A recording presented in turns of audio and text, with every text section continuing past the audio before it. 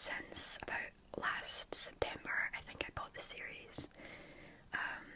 I've been reading the Throne of Glass series by Sarah J. Maas. Here is this amazing series that I just finished. Today is Wednesday. I finished it on Monday. Yesterday I literally had to take a day. I didn't pick up a single book. I walked about my house like a shell of a person because I was so depressed. I was like a ghost. I had a pit in my stomach the full day. I was literally like grieving. I just had to take a day to grieve because if you're like me, I'm a very emotional person. I get very attached to things that aren't real, and these people, these characters were real for me, and I still have a heavy heart because this series it can't be over. It can't be over, but it is, and I need to face the facts. But today we are doing a Throne of Glass complete spoiler review. Spoilers. So if you don't want spoilers, this is not the video for you. I will be talking about this series with not any spoilers in my monthly review. I did like a monthly wrap up of all the books I've read. So if you want to hear more about the series, I'll be talking about them at the end of April. But today I want to talk about everything that happens in these books, free of the reins of spoilers. So I am warning you now. You've had your warning. It's going to be in the title as well. There are going to be spoilers in this review. I need to put this down because it's like an arm workout. So guys, I feel like I've been on such a journey with this series. This, I will say it now, is the best series I've ever read. These are some of my favourite books of all time, with probably my favourite characters of all time. I can't think of any characters I love more than the ones in these books. These are my people. I'm obsessed with this series. I think it is a masterpiece in its own right, and it is so much better than ACOTAR. I'm gonna just put that out there. If you liked ACOTAR, if you've read ACOTAR and you've not dived into Throne of Glass yet, you're missing out. You're missing out. I cried at ACOTAR, but not like I sobbed. Like I was actually going through something traumatic during these books. Like, it is concerning, but I'm gonna get into it, okay? So I've been writing down my thoughts and feelings, so I'm gonna go through everything. I'm gonna do like a ranking of all of my favourite ones from like least favourite to favourite, and I'm gonna go through each book and talk about it. So the first thing I want to say is that I read The Assassin's Blade first. I know this is kind of controversial. This is honestly what put me off reading the series for so long, because there's so many different options and opinions on the way you should read this series. I chose to read The Assassin's Blade first, and now that I've completed the series, even before I completed the series, I knew that this was the right decision, and that everybody should be reading The Assassin's Blade first. I'm sorry, I don't care. I do not care about your big reveal, because it's basically hinted, you know. I argue that there is no big reveal. Maybe there is if you're that clueless, but it's all the clues are there. I feel like it is very subtly hinted. A lot of the big things that impacted me in Assassin's Blade are spoiled in the first book. So I feel like it depends. It really depends. But I personally do not regret at all reading The Assassin's Blade first, okay? So here we have The Assassin's Blade.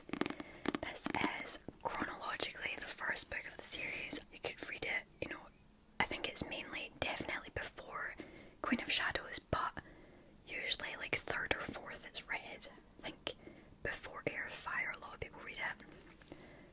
Personally, I hate that. The reason I hate that is because I really didn't like Throne of Glass and what's it even called? Crown of Midnight. I always forget the name of it because that's my least favourite book of the series. I mean, they're good-ish books in their own right. They are trumped by the books that come after that, though. Like, actually, no, incomparable. But I argue that I would have really not enjoyed the first book, Throne of Glass, without reading Selena's backstory first. I feel like I had to know her to actually appreciate the story. Other than that, I would have been very lost and I wouldn't have connected to her character at all. And I feel like that would have really impacted how much I enjoyed the rest of the series. So, I feel like you need to start here. You need to start where it all begins. It makes sense. It makes sense. So, this basically starts off with Selena's assassin story. So you find out about our guild and her master, who is we don't like him. I absolutely love how full circle everything in this series comes. Everything that's written is written with intention, you know. There's no silly things put into this book series, this book in particular, all these novellas, because it's 5 stories that makes it up, all assassin little side story type things that make up this book. But I cried at this. I don't see how you can't cry at this, and I don't think I would have if I had read the other books the way other people recommend you know, Throne of Glass, Crown of Midnight, and then this. I don't know that this would have been as impactful as reading it when, you know, I did very, very first. So, I cried and cried and cried and cried when the whole Sam situation went down. And I know people will argue that, yeah, you don't really get to, you know, you only have this much to get connected to those characters, but I think it goes to show how good this book is, that I was still sobbing at the end of it, and I had come to love and, like, know her struggle. I was there through it all, so when I went into Throne of Glass, I knew what she had been through, and I understood her character so much more. I feel like in Throne of Glass, she is very different. You know, she's putting on a persona, she's trying to put up a front, but she's been through so much, and I don't think you can appreciate it as much. I don't think you're going to enjoy her character as much. Yeah, I just don't think you'll enjoy the character as much if you've not read this first, and that's my personal opinion. So, I feel like the Selena that you meet in this book, she is interesting, she's funny, she's got a lot of passions, she's very human in this book, and I feel like you really appreciate her struggle and what she's going through throughout all of these different books, because it is 5 volumes that are in here. They each kind of represent a different point in her young life, and I just feel like it is our starting point. This is where everything begins, so I cannot understand why you wouldn't read it first, personally. I loved this. I rated it 4 out of 5 stars because I loved it that much. I liked it more than Throne of Glass and Crown of Midnight. So this ranks about in the middle, high bottom middle of this book series. So this ranks about 6 out of 8, but at the time when I was reading the first 2 books, I was like, oh my god, this is so much better than these books. This is really underrated. I feel like people kind of throw the Assassin's Blade about like it's nothing, but I think you appreciate it more if you read it first, and that's why I read it first, and I don't regret it at all, at all.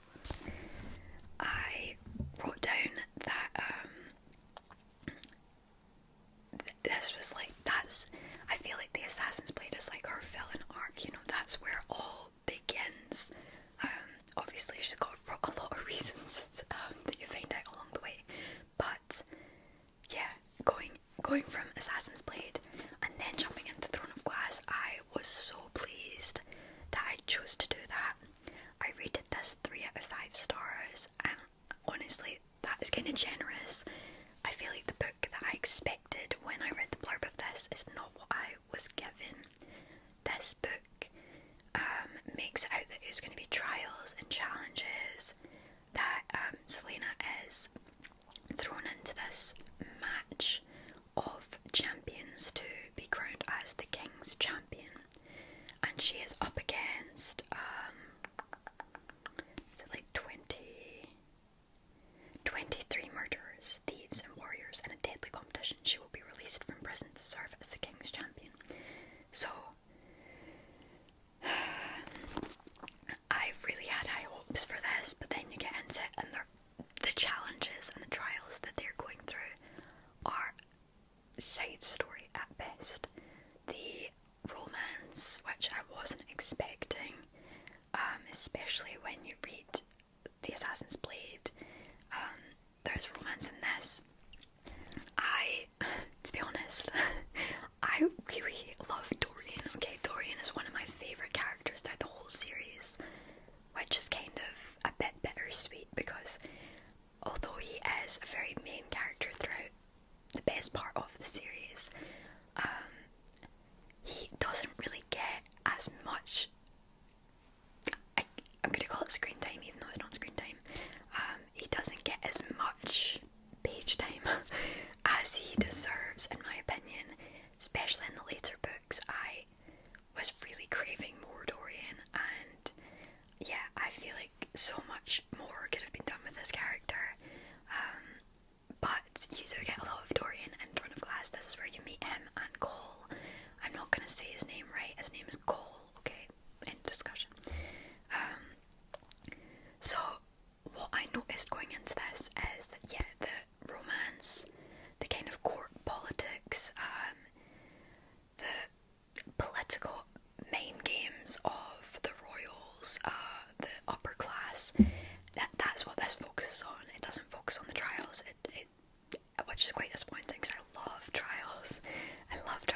So the magic and the kind of fantasy themes do start to appear in this, which I started to enjoy a bit more because very much in the Assassin's Blade especially there is no magic in this world at that point, so I enjoyed that, but it is minimal, you know, compared to the later parts of the series as well where magic is like back and full throttle. I did feel it a bit, you know, it was a slow burn to get the magic back.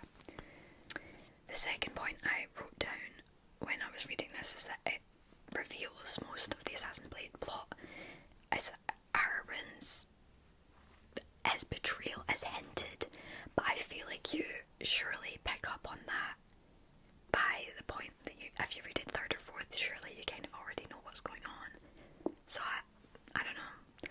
I feel like the reveal at that point isn't really a reveal. You've been hinted at it. The Assassin's Blade, it's happened. It's not happened yet, you know.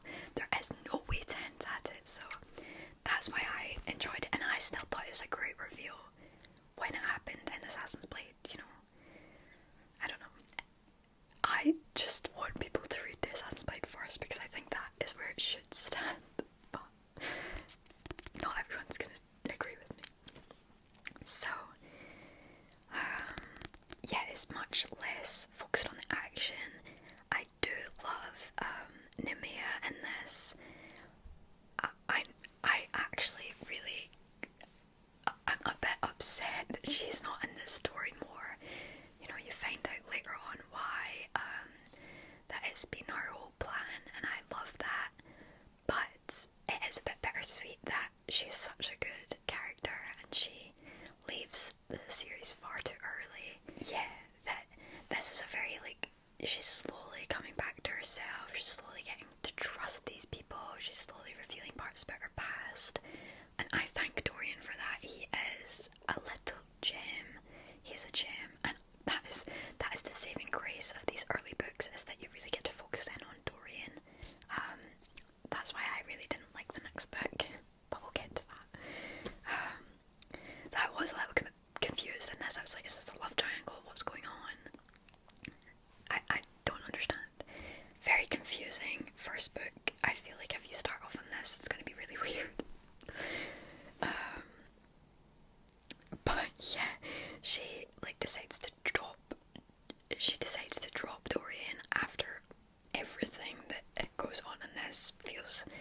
felt very weird.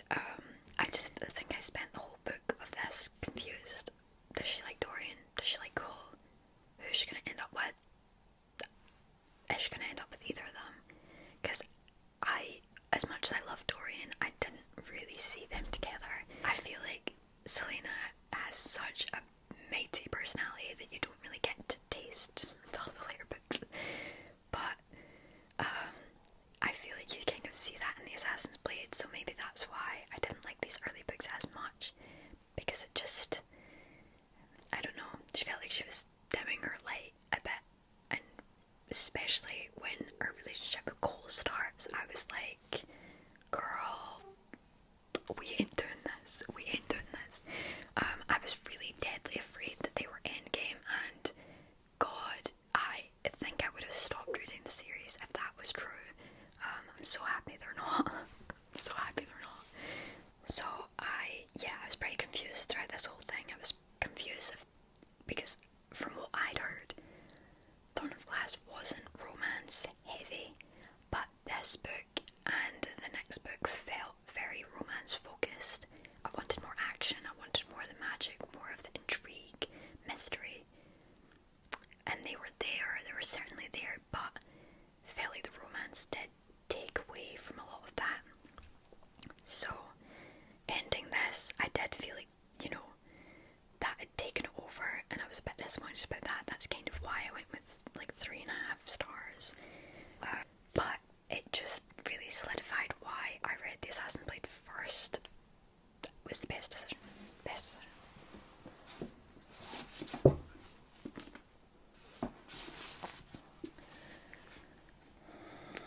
So, we move on to my least favourite book of the series. So, this is at the bottom of the ranking. This is at number 8. Throne of Glass would have been at number 7, and Assassin's Blade would be at number 6. Crown of Midnight. Oh, I had high hopes for this one, and it did not live up. This was a generous 3 stars. I've spoken about this before. I honestly don't know if that deserves that. I don't know.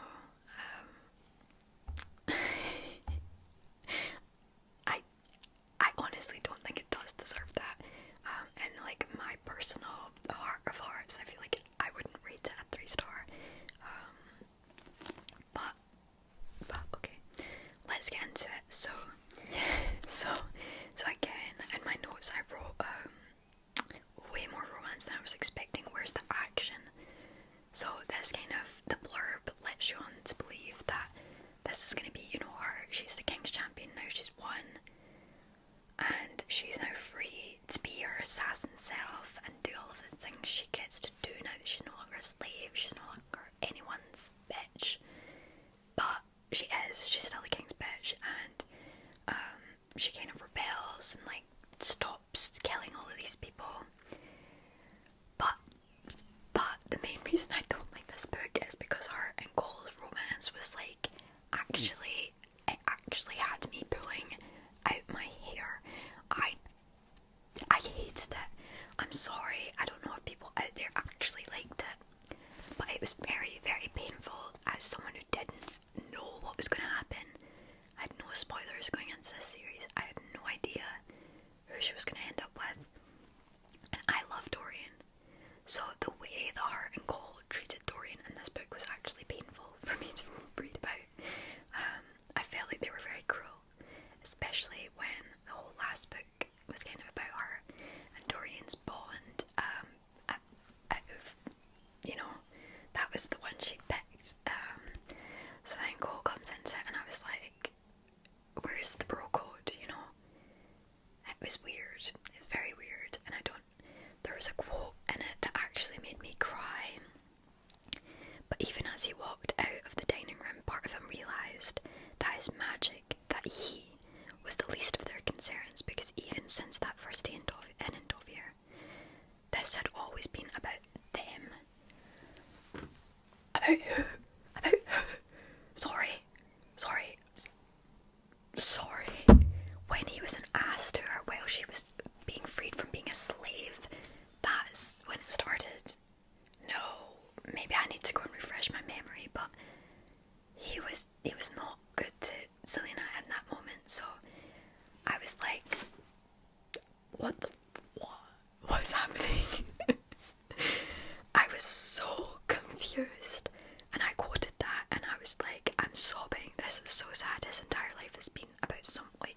someone else's shadow.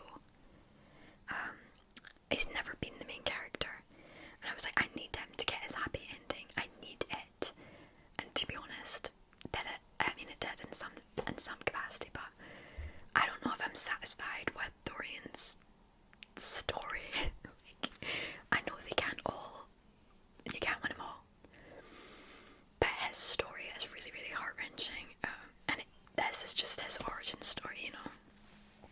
So this is where the kind of alien character comes into things, the lost queen of Dorset, and then at the very end of the book we find out that Selena is alien, and that she is half fae, and she would have magic if magic wasn't trapped away, etc, etc.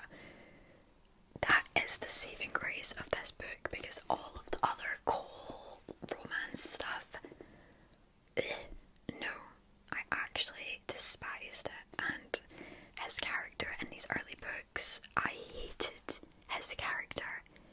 I hated it until Tower of Dawn. I was dreading reading Tower of Dawn because I hated Cole's character so much. But we'll get into that. This video is going to be so long. So we find out in this book that Selena is fae, and that she has a lot on her plate, essentially.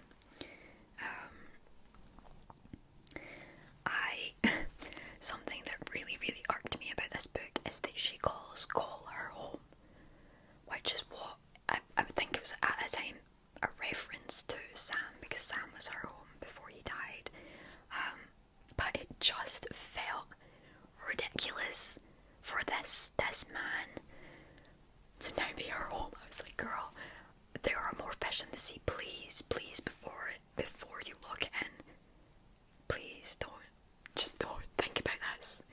And I'm glad she sort of did. But yeah, I loved that there's more magic in this book. That's, you know, it's starting to happen in this book. Heir of Fire, the next book, is where it really, really happens. But it is, you know, it's becoming a thing here. I love Dorian's magic as well.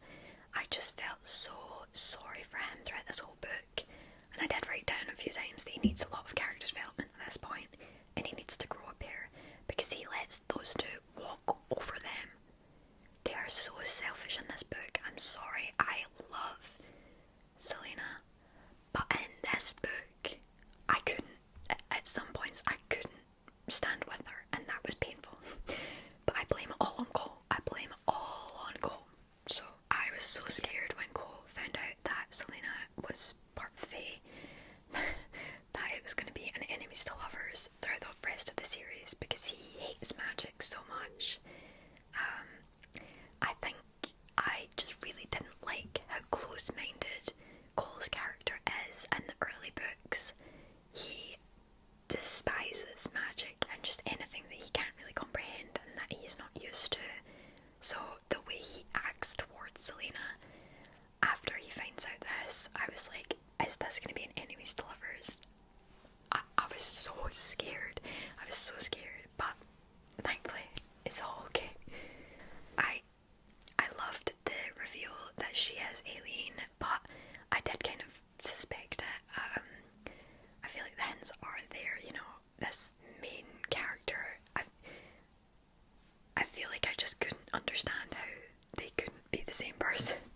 I didn't completely understand how they were going to be the same person, but I knew something was going to connect the two. So once you find out that she is alien, that's where everything happens.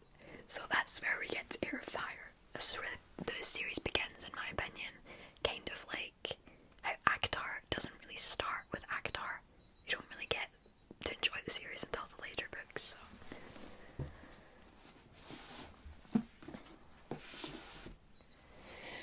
Oh, this is the saving grace. We love this light at the end of the tunnel. I did find this a little bit harder to get into because there's like multiple points of views. You're introduced to the witches in this book.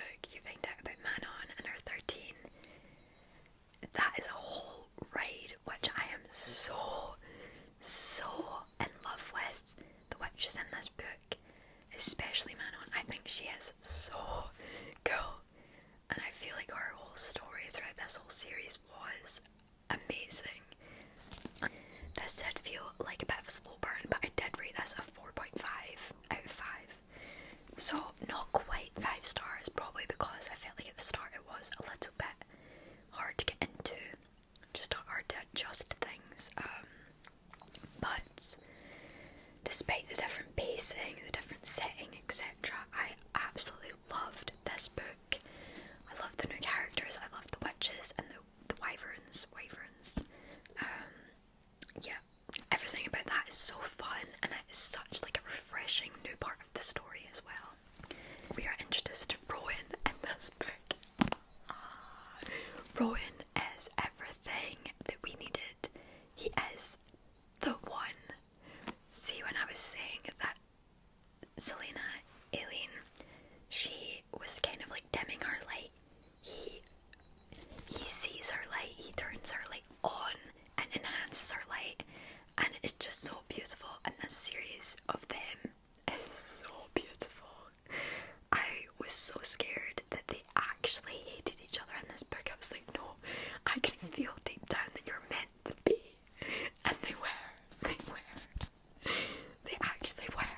So I'm so happy that they were, and I'm so happy that she didn't end up a Cole. I'm sorry. They were never meant to be.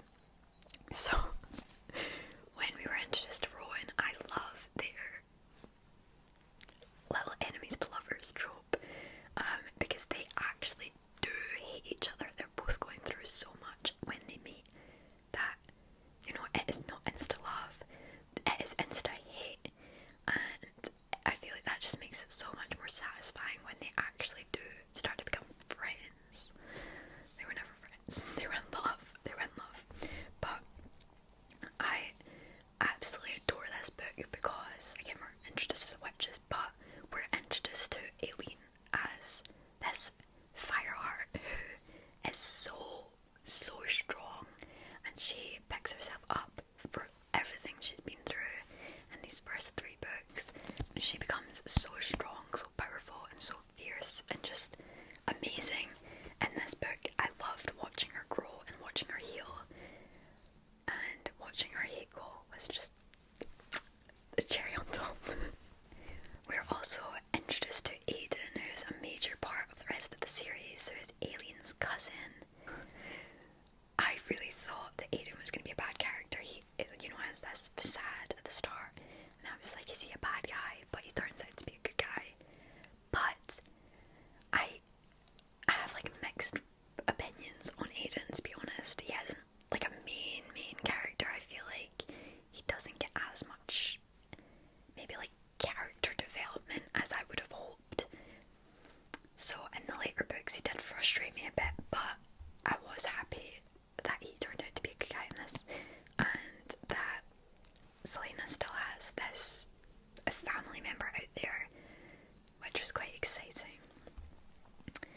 I'm still calling her Selena in this because she hasn't really like transitioned to be Aileen yet.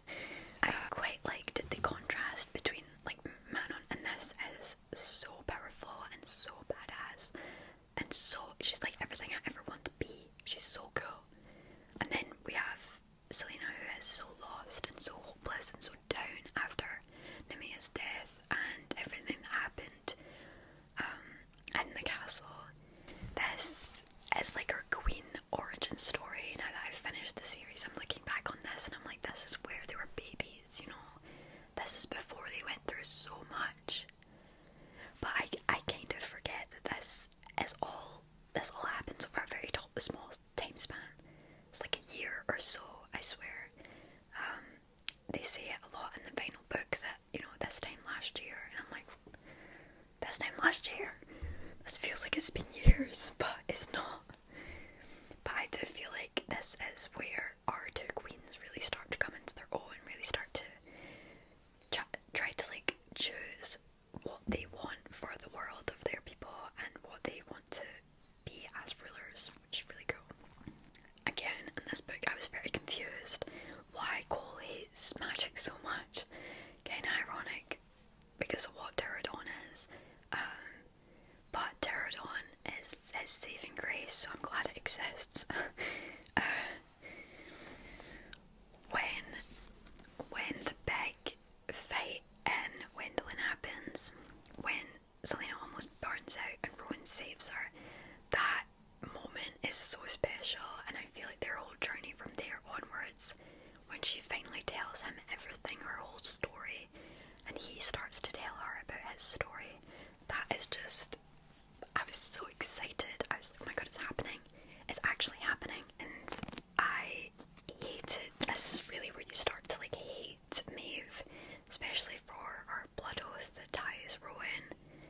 I was like, no, this can't happen. This can't be the reason that they're not together, you know.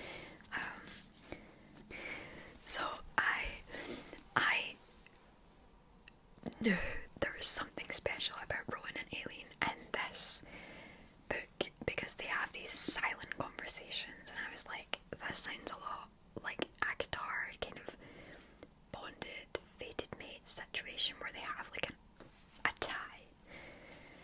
I was like, there's something there. There's more to this than she's letting on, that they can just tell what each other is thinking. And I was so right. I knew it. I knew they'd be mates, but I just didn't know how. And this is crazy now that I look back after everything is revealed in Empire Storms and Kingdom of Ash. Is like kind of crazy. It's actually crazy. The depths that the story unravels is insane.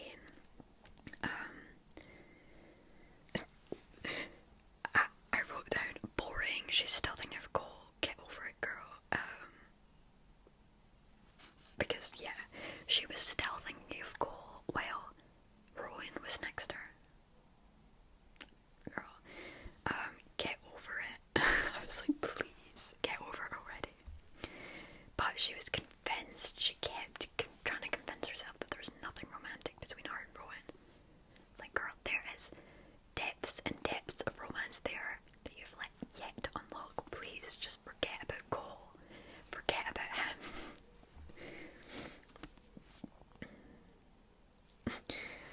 I actually said, I think because we find out that Rowan's lost his mate in the past and his whole tragic story, I was like, damn it. So he's had a mate, so he can't be mates with Selena, Aileen. So then I was like, oh, is Cole gonna be her mate? That is disgusting to even think about. But you know, he's human, so that's not possible, I don't think. But I was like really scared, and I was gonna be really disappointed if that ended up being how things went. Oh my god. When Selena frees Rowan in this, I was like, that moment is so special. And at the same time, it's like kind of bittersweet now that I'm looking back on it, because she leaves the other people there that we end up finding out are like main characters in the later books. So it is a little bit bittersweet, but I'm so happy that she did that. Oh, it's so good. It is so satisfying. Oh, I completely forgot another thing that made my rating of this book go down is Dorian and his romance with Saoirse. His romance with Saoirse is kind of like, I don't want to say forced because that feels a bit cruel, but it just felt a bit lackluster. I just didn't really connect to her character, and I just didn't really think they had anything that special, to be honest. Especially something that is such a key part of his storyline into the very final book.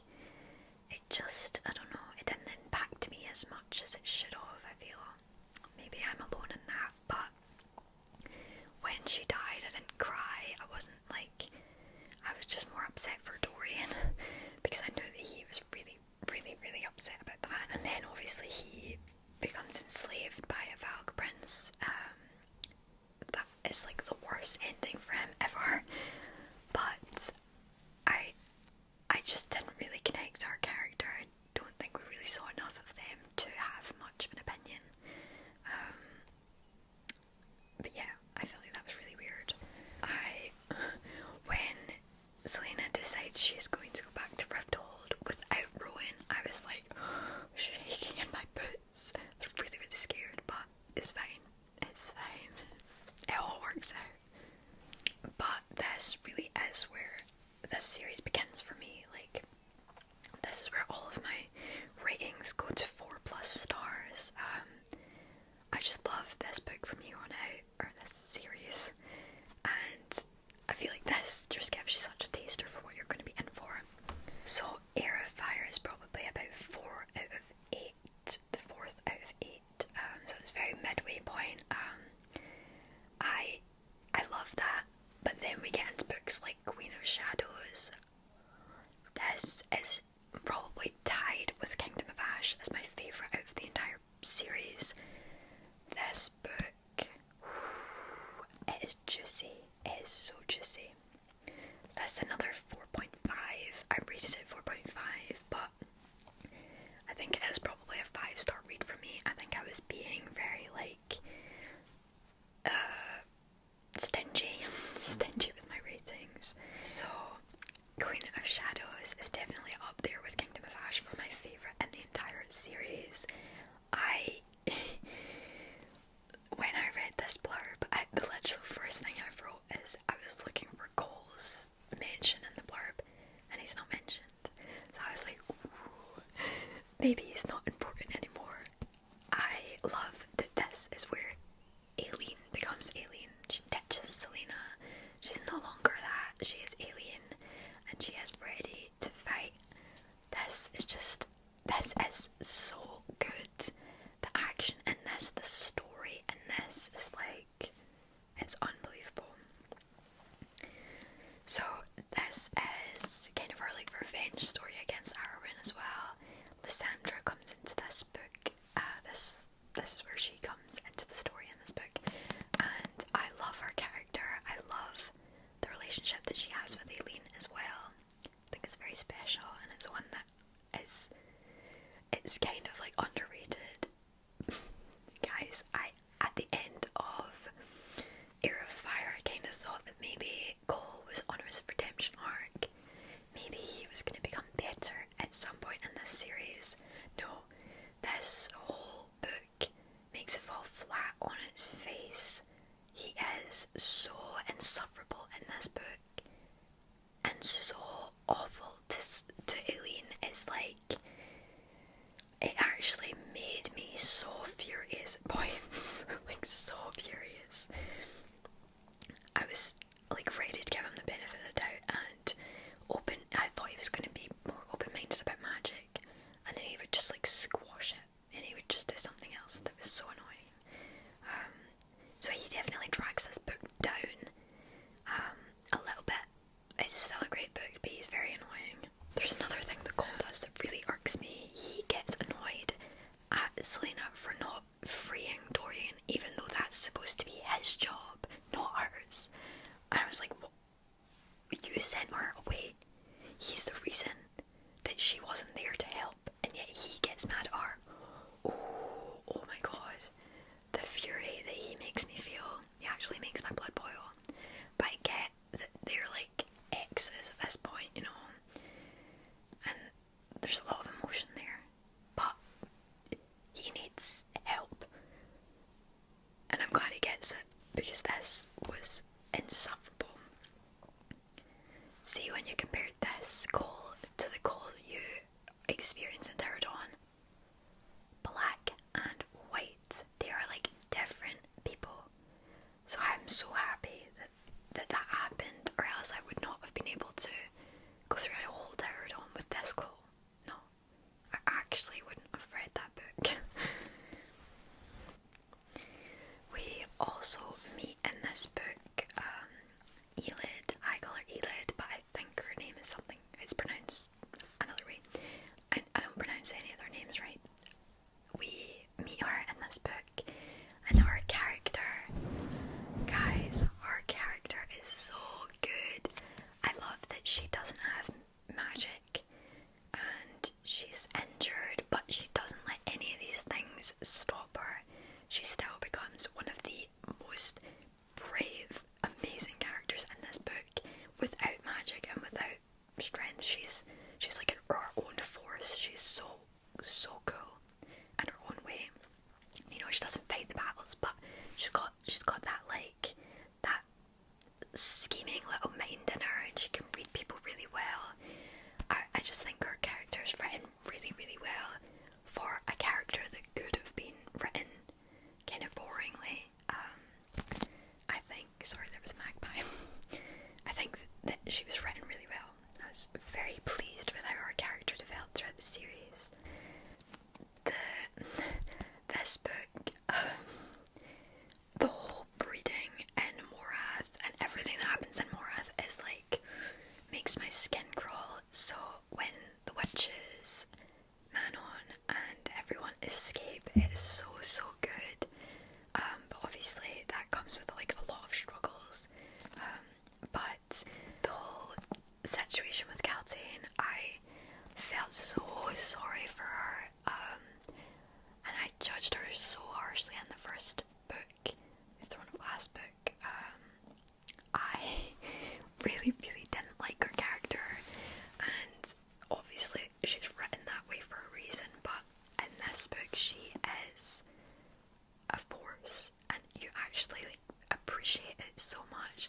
I feel like all the women coming together to fight this evil in this book was so, so good. The way they do all the witches and Caltaine and Elid all coming together, chef's kiss, it was done so, so well. Because Erwin and Maeve,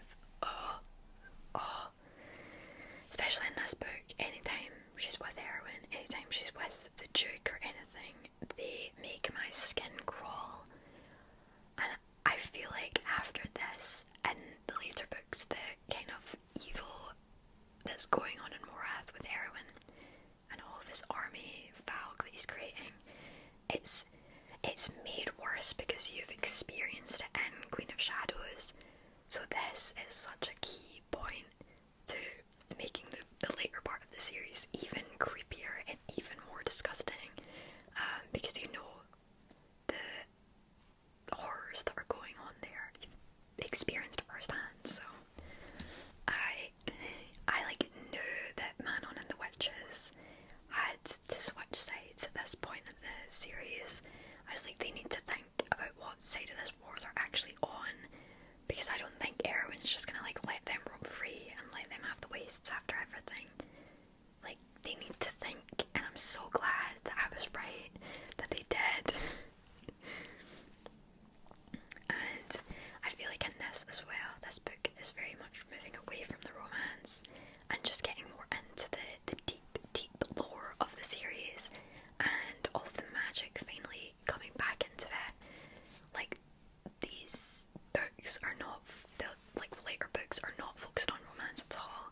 There are elements, but compared to the first two books, I feel like they are a completely different book series, which I love. I love when it gets to this point and it's so fantasy heavy, and it is a lot to take in, but it's so, so interesting. Saying that, I loved that in this book, after Heir of Fire, after that whole back and forth, insisting that there wasn't anything going on with her and Rowan, when they meet up again in this book, there is something different, and it is way more intimate, and it's way, way more delicate. It's that starting point of a relationship, and it is so beautiful to watch. It made me so excited, and I knew, again, I kept mentioning in my notes, I'm like, they're mentally tethered, they've got to be mates, they've got to be something more than they're letting on, which is so cool. It's so cool the way everything lines up in the end. I again just feel like Queen of Shadows, she's properly, Aileen is really becoming a queen, and you know, she's understanding what it's going to take, and she's really trying to fight for this better world, and I love that. I love her slow progression through these last few books into the queen that she becomes. It is so, so cool, and I just love her. I think she's so cool. I think her story is so, so intense, and she goes through so, so much in all of these books, but she is by far my favourite of all time female protagonist of any book that I've ever read, and it is going to be so hard to top this, and I'm actually still struggling to understand how I'm going to. I feel like you can just tell that Rowan and Aileen throughout this book, they're slowly coming into their little relationship, but they're so scared. I was just watching it unfold and I was like, I love every minute, every little morsel that you're given. It's so precious, and I didn't feel like that at the start of the series, so it's very, very satisfying when this is actually like making me excited after I've been screaming at my pages, why is she with Cole? The reveal that the king was actually like possessed that entire time, that whole final epic battle in the castle when Dorian is finally freed and then kills his father, the king. So sad, like so sad, but also at the same time, because of the way everything is told, we don't really get to appreciate how painful that is for Dorian, but it is so satisfying because he's such a villain, so it's so satisfying when he finally is killed. But I was like screaming, oh my god, I was so happy about how things went for Aileen and Rowan in the final part of this book, and he feels her getting stabbed as well. I was like, they're tied, they are mates, they've got to be, right? They've got to be if they're feeling each other's pain, because she feels him get shot by the arrow as well. I was like, they're connected. They are so connected. There's like so much to unpack in the final part of this, and when I'm reading my notes, I'm like, well, you have not experienced Kingdom of Ash yet. My goodness. But yeah, we finally get Aileen and Rowan together. Beautiful. It is beautiful. And they are one of the best couples I've ever read about, because they are both so strong, but he somehow is like, he is not fazed by her strength at all, and the fact that she is going to be the queen, and he's kind of going to be her like second. I know she sees them as equals, but a lot of outsiders aren't going to see it that way. He does not care whatsoever. He wants everything for her and more, and their relationship is so beautiful. It's so beautiful. They're like so precious, and I just feel like he is the perfect person for her, and he would do anything for her. It's so good. It's so good. After everything she's been through, I was like, this is what she needed. Rowan is exactly what she needed. But Aiden and Lysandra, I need to get into it, because from the moment this happened, I was kind of unsure, and from the moment that Kingdom of Ash happened, I was still unsure.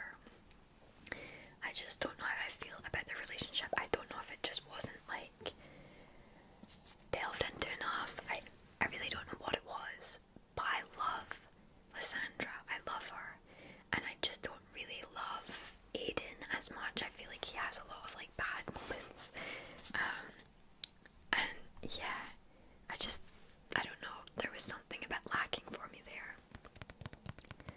At the end of this, Cole does get paralysed. He's paralysed in that final fight, which is where we go into Tower of Dawn, and wow, that was right. Like, I know that's not a good thing, but it is the best thing that could ever have happened for Cole, because without that injury, without having to go to the southern continent and meeting Irene, none of his redemption arc would have happened, and I'm so thankful.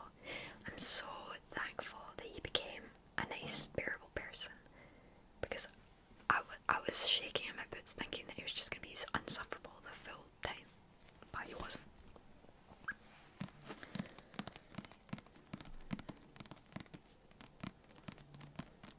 Oh, I was really satisfied by the end of this book, and I gobbled this book up. It was so good. I didn't want it to end though, but it is such a good book, and at this point in the series, this is its peak. But yeah, all in all, I thought this was an amazing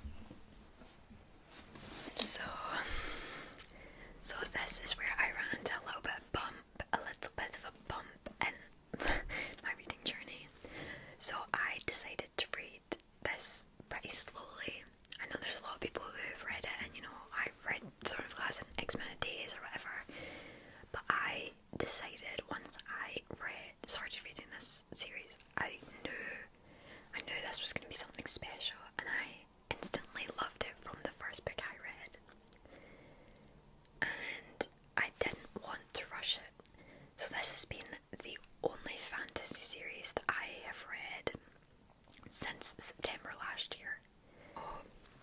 Since September of last year, I've not picked up another fantasy book. I've solely put my heart and soul and focused into Throne of Glass. So I have been in this world since last September. So the fact that I read Empire Storms, well, I finished Empire Storms, read Terradon, and then Kingdom of Ash in the past couple months, after Christmas time, because I took a little bit of a break, and I went into a little bit of a slump during Empire Storms. But I think the reason was I was scared. I was really, really scared to finish this book series, and I hate finishing things. I absolutely hate it. I have like a fear of the finality of the end. So that doesn't bode well for, a series that I have grown so attached to. So like 2/3 into this, I kind of got into a little bit of a slump.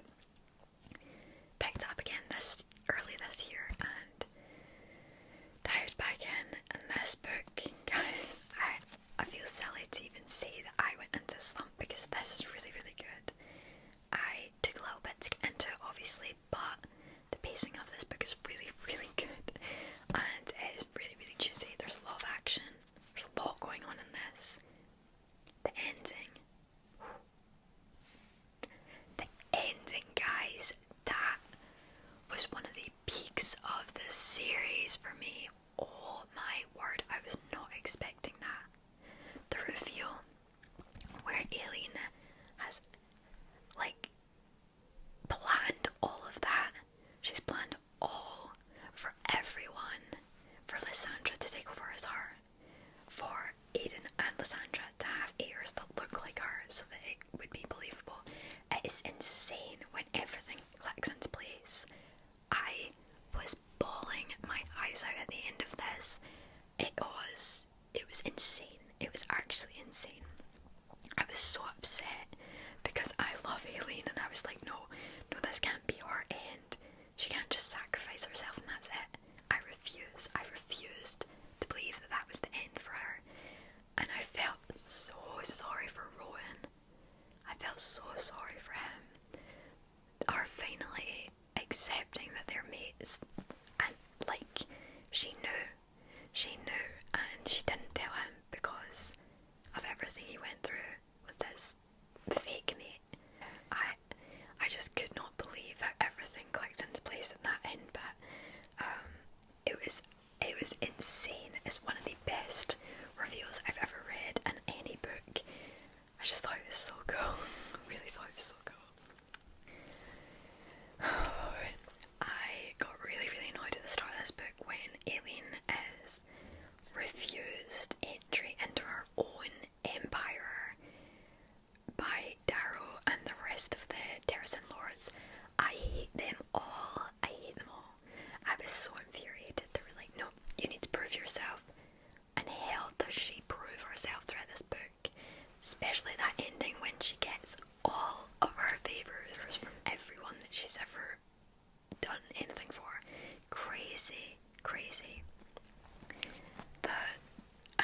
Another great part of this book is when Manon and the 13 finally break free from these awful witch laws, and she finds out about her true identity, that she is half Crocan as well. So that opens up a new world of options, and a whole, her life has been a lie, and her grandmother is awful. And we already knew that, but as if it couldn't get worse, she almost kills her heir. But I was so satisfied when finally the 13 escape and are now off on their own. And then Manon joins Aileen and Dorian and everyone. Love it. I love it so much. I was so excited. It reminded me of when Daenerys and Jon Snow finally are in the same place. Insane. They're all always on two different parts, always in two different stories, and now you're reading about them at the same time. So cool. So cool. Two of my favourite characters, and they're interacting. I was dying. But you get to see a bit more about her and Dorian, which I absolutely love them. It pains me even more reading back because I know how it ends, but all of my notes I'm like freaking out about Rowan and Aileen, because in this book they're so in love and they're so amazing together. I love them, and I can't describe how much I love them. I just think their connection on paper is so genuine and it's so special. We do get a little bit more of Aiden and Sandra in this, but I don't know, I just like, I was happy for them, but I wasn't like in love with it, you know. It just kind of felt like it was gonna happen.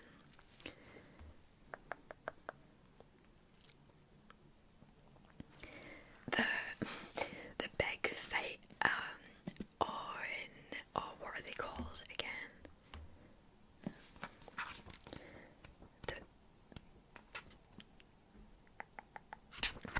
The big fight at Skulls Bay, and this is like right before it goes into part 2.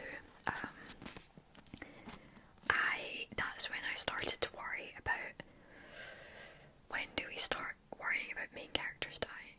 Because I've still got all of that final book. How are they all going to survive?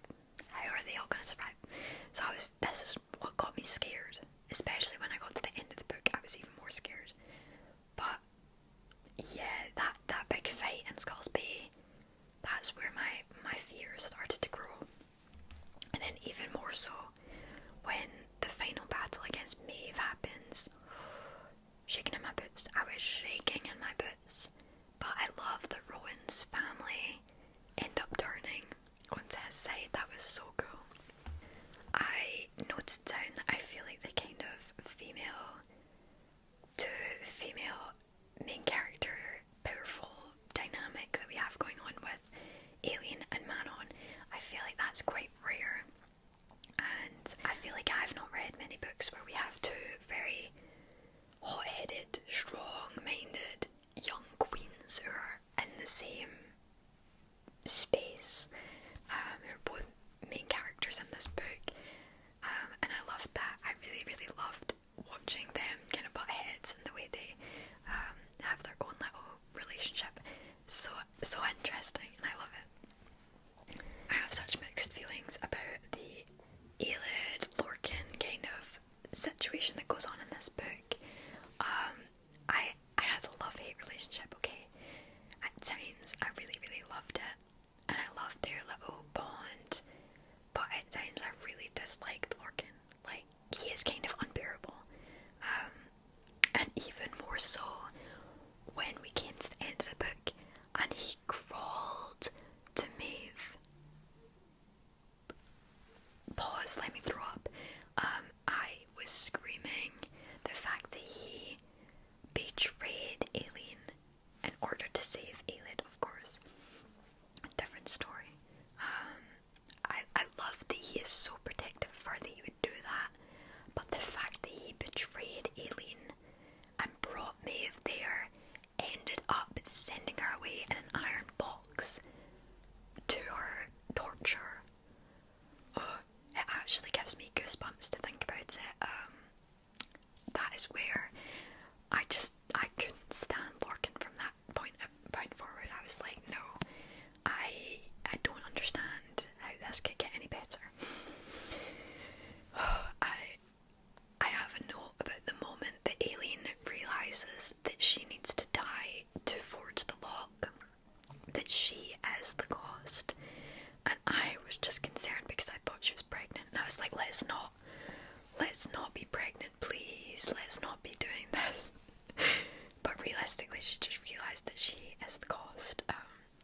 That feels a bit silly in hindsight, but it's a genuine concern.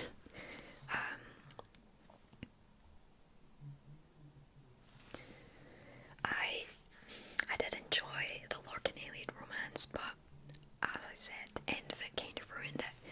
I feel like he also said that he had been in love with Maeve since the moment he set eyes on her,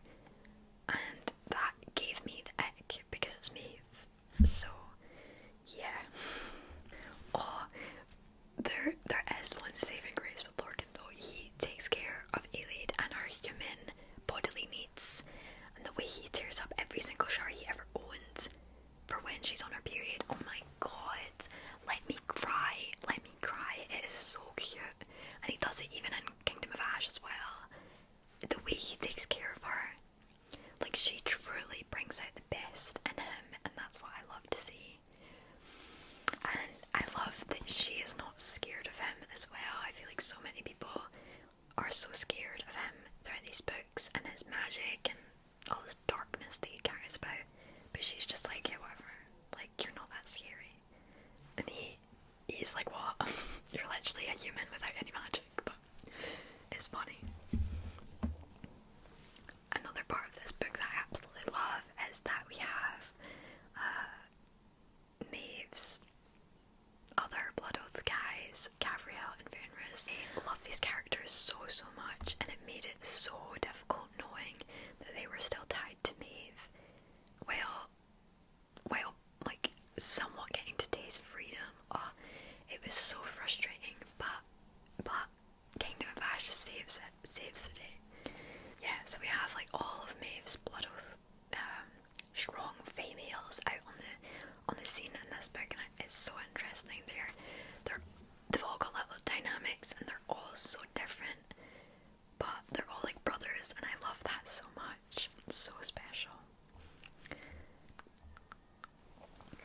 The reveal when Manon and Aileen go into the witch mirror and find out how Elena, they find out about Elena's price and how she messed up, and that Aileen now needs to be sacrificed to forge the lock. I was like racking my brain, like, okay, how do I stop this? How do we reveal that Maeve knows that Aileen will like settle in a few years, and that she would have like more than 1,000 years with Rowan? That made me sob. I was already so heartbroken at what was going on, and I read the ending of this twice. After I read Heir of Dawn, I came back and read it again, so that I was picking back from where I left off, which was pain. I don't know why I done that, because it was very painful, even the second time around. But yeah, finding out about how Maeve faked his mate, it is so evil. It is so evil, everything she's done to ruin their lives. It is sick and twisted, and it actually gave me goosebumps reading that final ending to Empire Storms. It's insane, actually insane. I was also really stressed because I was like, Aileen must have a plan. She's always got something up her sleeve. She's got to have a plan. She's got to have a plan on getting out of this and not being captured by Maeve. And we were at one point with Elid, like it was Elid's point of view, and then it turned to Aileen again, and I was like, no. She doesn't have a plan. This is the plan being executed apparently, and she bowed to Maeve, and that, I was like, I knew then that we were toast. I was like, right, it's over at this point. She's bowing. I stayed up until 4 a.m. reading this to finish it off, because I had like 100 pages left, and then all of this happened, and I was like, no, I can't go to sleep without knowing how this ends. And I literally had chills, I had goosebumps reading this final section. It is like the most intense thing I've ever read. It was awful, and when she brings out the whip, I was like, burn the book, I don't want to read it, I don't want to. And it was so bad, but Aileen is Aileen, and she wouldn't have it any other way, you know. She didn't make it easy for herself. But when Rowan comes to that beach and he's screaming, "Where is my wife?" I was sobbing. My face was a picture. I was literally so distraught, because they got secretly married. I was not expecting that. Yeah, I wasn't expecting that at all. And it was very, very stressful, very, very stressful moment. I think why the ending, or even more, is the whole time I was thinking, like, yes, she is an amazing queen, and they are so lucky to have someone who would sacrifice literally everything same time, I was just screaming, like, what about Aileen? What about her? What about her life that she could have had with Rowan? What about her kids that she could have had? What about her life? What about her? She has given up everything. And I was just like, this is so not fair. This is not fair. When all of her armies appear in that last chapter, my heart was actually ripped out. Like, she gave everything she could, and then she's gone. But Rowan, like, promising he will find her, I was like, yes, you better. You actually better. Because she doesn't believe that anyone will. And she deserves a chance. She deserves a chance. So yeah, I was very stressed, as you can tell. But I devoured that, like, second half of the book, the part 2. I devoured it. But I was, like, emotionally stunted after I finished reading that last part. It was traumatic, and I needed to step back. So at the end of this book, I was raging out of the way everything unfolded. I was even more annoyed that I had to now go and read a whole book of Coal, the Book of Coal, and I was like, nah, I'm sorry. What kind of cruel joke is this?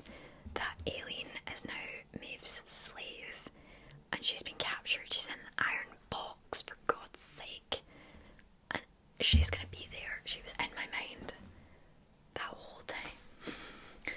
That whole time I was like, I need to get through this next book so that I can find out she's okay. Like, I was so scared. I was so scared.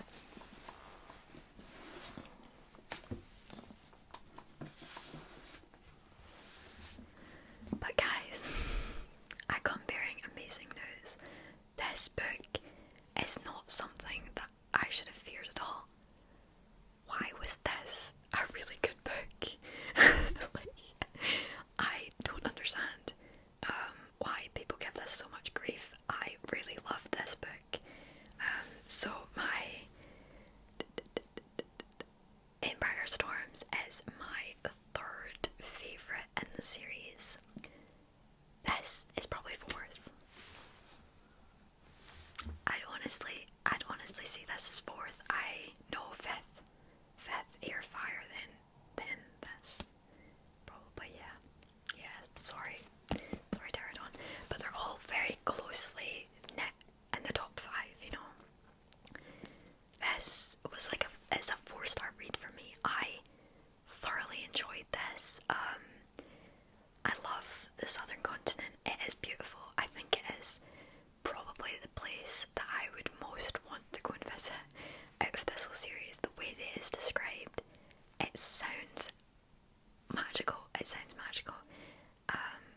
And I just loved being there. I really, really dreaded this because it is mainly about coal.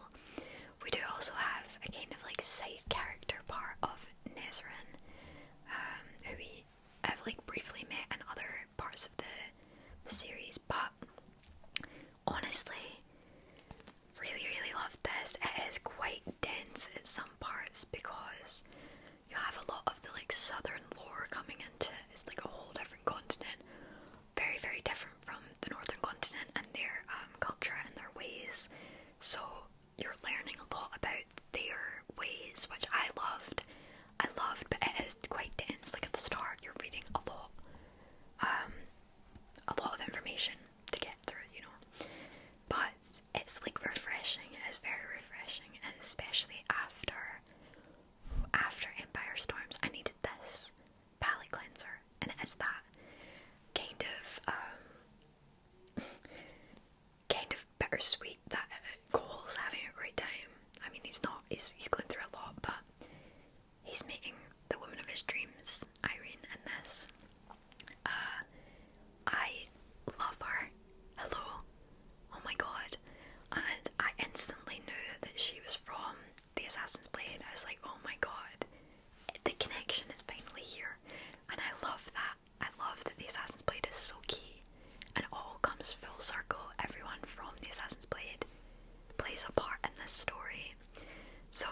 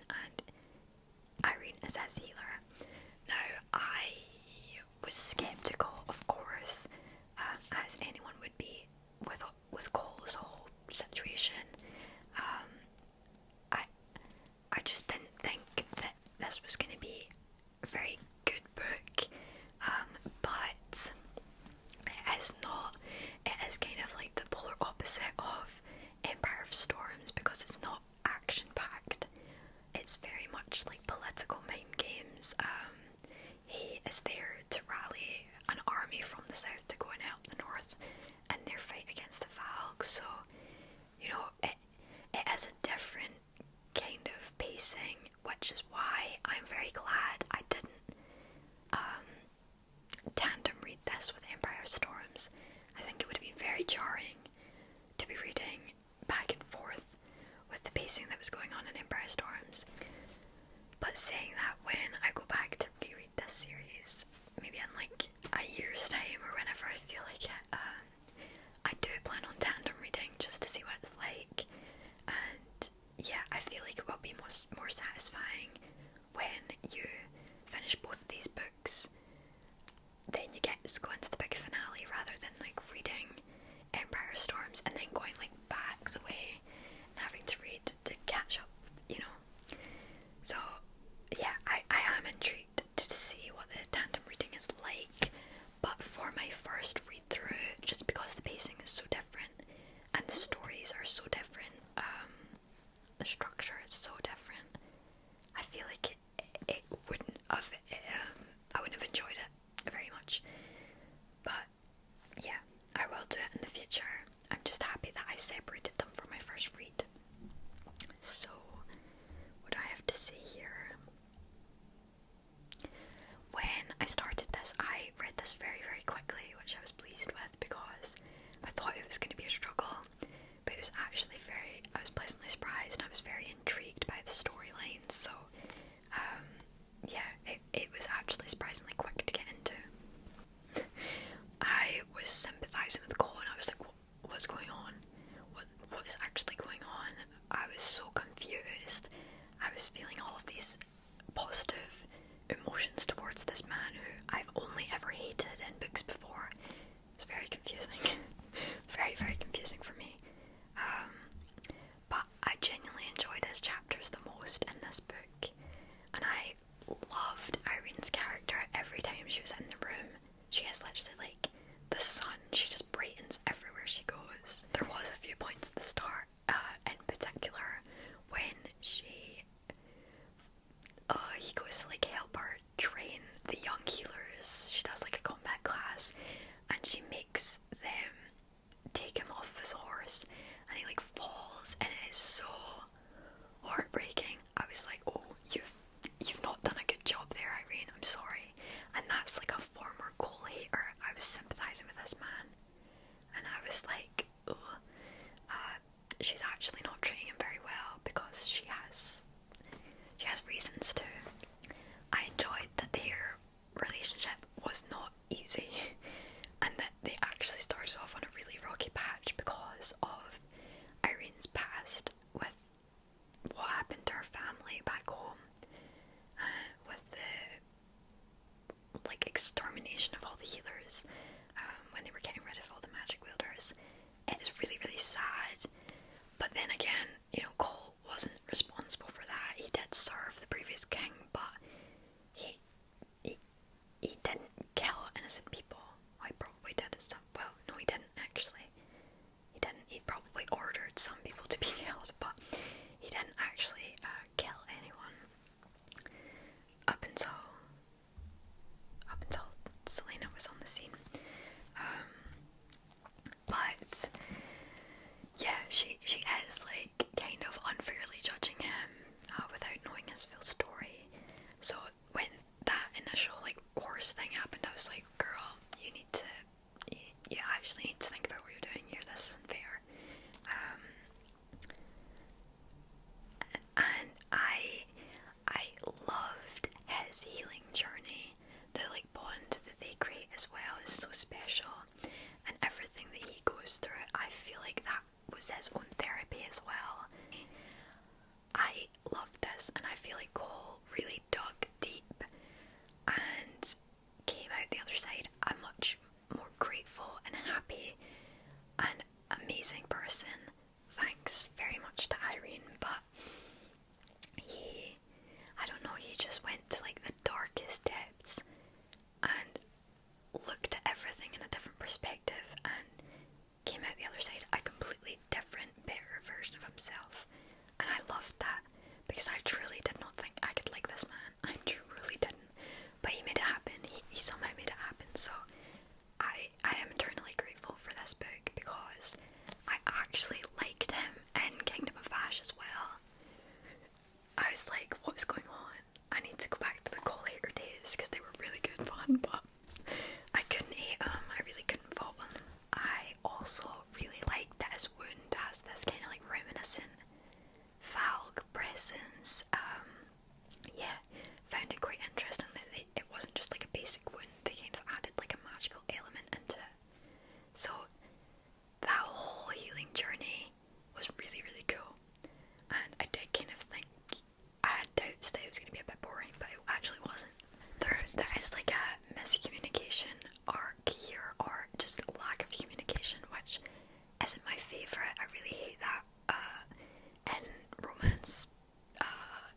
books.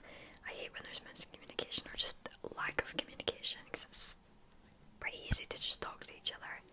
But Cole and Nesrin kind of started something, and it kind of just drags them both down. You can clearly tell that they're both not very interested, and there wasn't really a spark there. So when they both meet people, I was like, come on guys, are we blind? Are we blind? Just end up with your people and move on. It's not a big deal. You weren't in love with each other or in like a proper relationship, you know. Please just talk. I was like begging them just to talk. And then Nesrin leaves and leaves a note. She leaves a note saying like, yeah, I'm moving on. And I was like, girl, that is so savage. But I kind of loved it, to be honest. Cole deserved that. He was being a bit of a bad guy, dragging her along. But she was out having her own fun on her birds with her new man, you know. And I am pleasantly surprised about her little side story. I did struggle to kind of get into their like storyline, relationship, whatever was going on there, because it was quite lackluster in the first half of the book. But the second half really hones into their storyline, which I loved, and I think they are so cool together.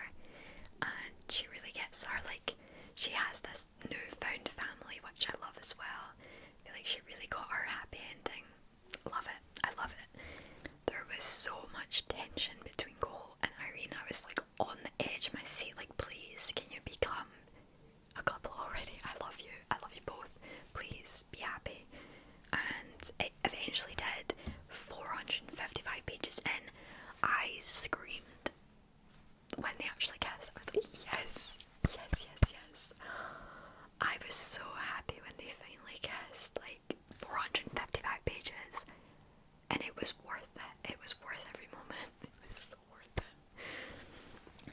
I feel like it's also really underrated how key this book is to the final part of the series. So we find out a lot about the Valg in this because of Irene's research, Cole's research, Nesrin's research. They find out about Maeve being a Valg queen, not a Fae queen, and her being married to Erwin's brother. The whole backstory unfolding in the Southern Continent was crazy work. Oh my god. Loved it though, absolutely loved it, finding all of these little pieces of information to take back up north.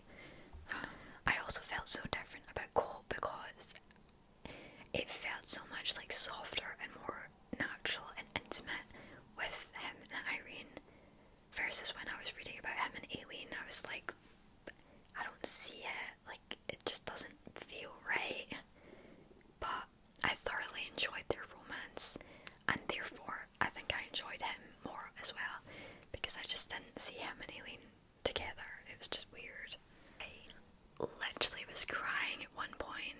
It was such a beautiful moment when Cole and Irene finally have their special moment in the Oasis, and she's telling him about the note because he got her that locket for her birthday, and they're unknowingly talking about Aileen, and I was crying my eyes out because she, in my head, is in a torture box with Maeve halfway across the world. I was dying. I was like, I can't handle this. I need to know what's going on. But obviously I didn't, did I? I had to wait. It was also killing me inside that everybody doesn't know what's happening to Aileen and what she's going through. Everyone hears about Lysandra, who's pretending to be her in the north, and just thinks she's okay. And I was like, guys, she's not okay. Please go help her. This is urgent. And it flies under the radar. It's very frustrating. The end of this book is kind of crazy when Irene actually heals what's her name, Duva, was insane. I was like, what? I was not expecting that she could actually heal. And then it turns out that there's like a whole healing thing that we didn't even know about, that Maeve has all of these healers for that exact reason. Crazy work. And it becomes such a huge part of the next story as well, having all of these healers come and join the army. Insane. Very, very, very stressful time at the end of this when they had finally healed Cole. He's up, he's walking, finally, and then he almost dies. Oh, I was like, no, I refuse. After all of this for him to die, never did I ever think I would be so stressed about Cole dying, but I was. And then he ends up binded to Irene. That's insane work, but I kind of love it. It's kind of cute. It kind of, I guess, turns them into like human mates because they're bonded and they're connected in that way. It's quite cool. I do feel though for Cole, but he handles it like a champ. Like I feel like Cole would have been so annoyed that he just went through all of that to heal and then he still remained injured. But he handled it so well. He's like, well, I'm alive. And that's the main thing, like I can work around the rest. I was like, whoa, who is this man? Who are you? It's great, the development was so good.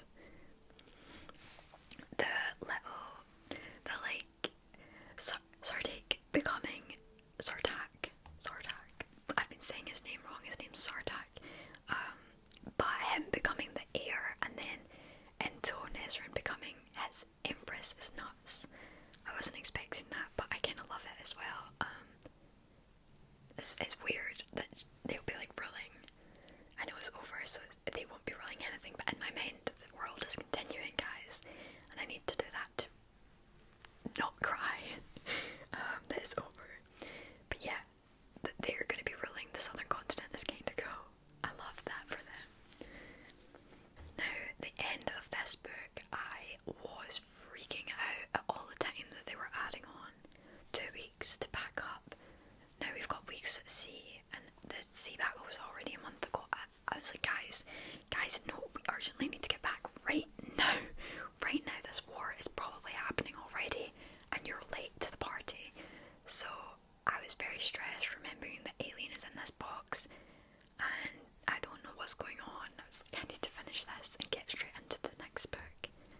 Oh, I never thought I'd see the day that I was so happy for Cole when he was talking about rings and how they got married at the end. Oh, I was so happy. Like, literally could not contain my happiness for them at the end. I feel like this whole book is really beautiful, and compared to the torture that is squashed in between with Empire Storms and Kingdom of Ash, it stands out as like a beacon of light, kind of like Irene. Like, she literally is what makes this book so pure and so wholesome and beautiful. But yeah, it doesn't really make sense, but I love it. But the ending, when they're on that boat and Cole figures out that it is Aileen who saved his now wife, crying, throwing up, and he's like, yeah, you'll meet her soon. No, you won't, because she's in a box somewhere. I was so stressed, very, very upset and distraught about finishing this. Also because I was about to enter the final book of the series and we were about to wrap up it.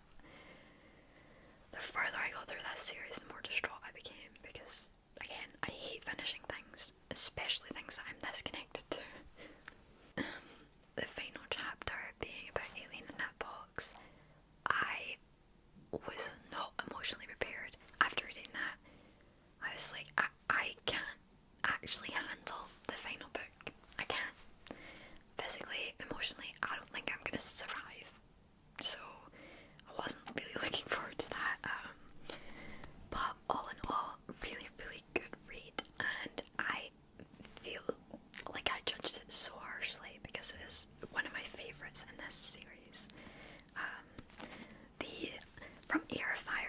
words, there is not a bad book to be seen. I mean, there's not a bad book in this series, but these books are insane. So guys, that brings us to this masterpiece that I'm not emotionally prepared to talk about, to be honest. Guys, this book, Kingdom of Ash, is a masterpiece. I read this in less than a week, which, after pacing myself for the rest of the series, I knew that if I paused at all to think about what was going on in this book or what ending this book meant, that I would end up putting it off and putting it off. But this is my favourite book of the series. This is my first 5-star read of the year. I actually can't believe the amount of things that happen in this book. It is crazy work. The pacing of this book is insane. You don't stop for a minute, and I think that's why I had to take yesterday, and I've not started another book today yet either, just to settle with how I feel about it. And I know some people think that's so silly, it's books, it's not real, but it was real to me. It was very much real to me. I have lived in my head. I've been in this world since last September. So going into this and knowing that I was going to be closing that chapter, this story with these characters off for good, no more new story to add to it. It's heartbreaking. It is it's sad. So I'm taking my time to piece myself back together, because this one threw me through a loop, guys. Every time sorry about the background noise, every time I picked this book up to read, I was reading 100 pages a day, and I was always crying. Every time there was something I was crying about, I was sobbing multiple times. I don't know how many times this book made me cry, but so many tears were shed, and I don't regret any of it. But it was insane. Let me get into this a bit more in detail. Guys, the amount of notes I've wrote on this is ridiculous. But I was thinking, after I finished this, there's a quote in this from when Aileen says to Cole that she's like, what if we go on and it's only more pain and destruction? And he says, well, then it's not the end.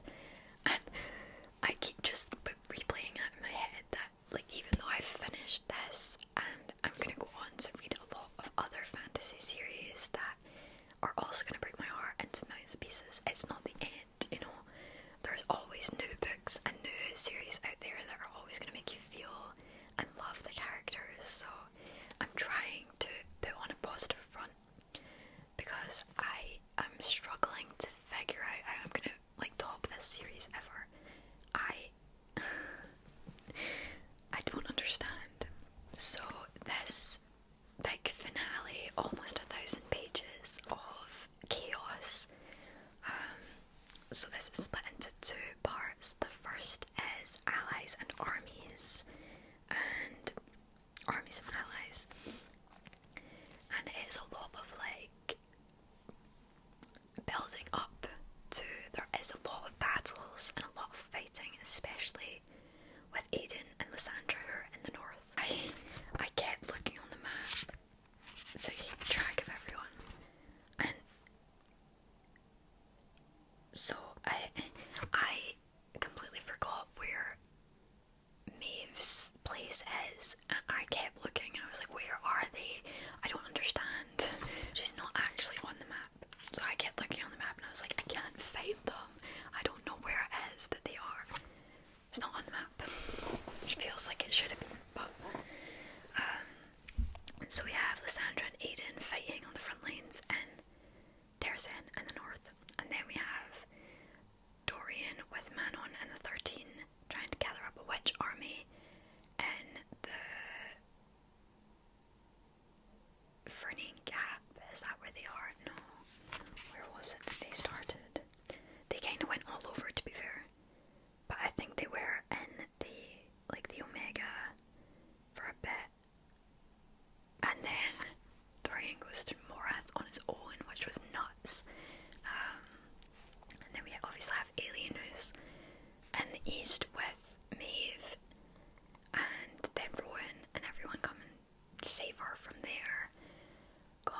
was so much going on. I was very, very scared that Aidan and Lysandra were not going to survive because they fought through hell on the front line.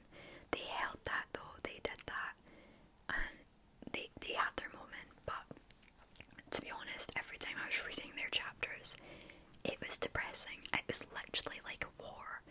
Like, yeah, I mean it literally was, but it was so dreadful. Every time I read their chapters, I was like, they're not surviving the night. And then some miracle happens, they're not surviving. Some miracle happens, like, it was insane. They gave it their all. So their chapters were like hell on earth. Then we have Aileen, who's being tortured in her box, etc. Every time I read her chapters, I had depressing music playing, and I was just crying. Like, I was not okay. Every time I saw that it was Aileen's next chapter. Mentally prepare yourself for this. But finally, when Rowan and Gabrielle, everyone when they save Aileen, that whole moment was insane. I was really, really scared for Fenris in that though. I didn't think that he was going to survive. I didn't see how he would. Their way of communication, their blinks and things as well was heartbreaking. I am so glad though that the only good thing that came out of that is that they had each other. And then when she saved him through him swearing the blood oath on his deathbed, that moment was amazing. I was in tears, like, sobs heaving, like, I was so distraught, because I was like, don't let him die after everything he's been through. If he dies, I will riot, because he is one of the best characters, especially in this book when we really get to dig into his character. Oh my god, I love him so much. So when he's saved and he comes along, oh my god, he's free from the blood oath finally. I was so happy, even though he lost his brother. That was like awful times. But okay, so I have a lot to say about Elid and Lorcan's kind of relationship situation in this. I, at the start, was so irritated with Lorcan. I was like, I do not blame her for hating him, for causing this, because they are all having to try and get Elaine back. Yeah, I could not fault Elid for being mad at him. But that all changed later on in the book when they're at Cole's home, and I thought Lorcan was dead. He was toast, and she goes out and saves him, and I just feel like that's when it all changed for them and for how I felt about him as well, because afterwards she makes him a good person. Without her, he is unbearable, and I say that wholeheartedly. Like, I really couldn't bear him for majority of the book until afterwards when he's finally got his girl. I'm like, okay, I'll give you a pass, because now you're actually bearable. But without her, no, I can't stand him. I really can't. I felt like me and Rowan kind of went through the start of this book being very delusional. No, not even the start actually. For the most part, we were both just delusional together. He represents me in a lot of ways. I literally refused to believe that Aileen had to die. I refused to accept that she would not be at the end of this series. And he was right there with me. We were both Delulu together. I loved it. He is such a good representation of us. But yeah, I spent most of this book being delusional, telling myself, no, Dorian and Aileen need to survive this. Neither of them are going to die forging this lock. I refuse to accept it, refuse to believe it. I don't care. It's not happening.